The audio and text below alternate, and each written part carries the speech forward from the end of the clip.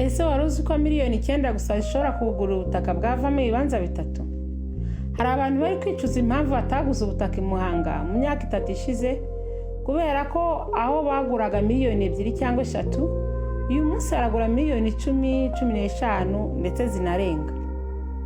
Uyu munsi rero nabazaniye amahirwe adasanzwe. Ubutaka bunini cyane uri ahantu heza i Muhanga, umudugudu wa Karama, muri site ya Ruri. Ubutaka burimo inzu ushobora kuvugurura ugahita uyituramo.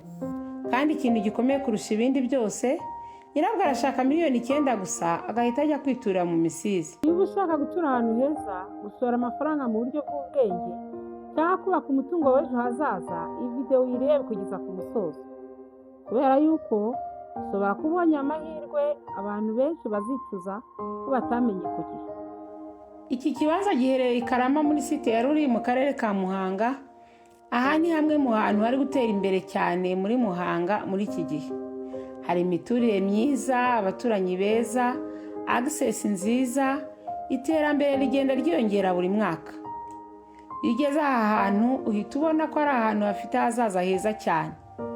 Kandi ikintu cyiza cyane kuri ubu butaka ni uko ari bugari cyane kandi buri muri site nziza ishobora gutera imbere ishoramari ryawe mu gihe kiri imbere.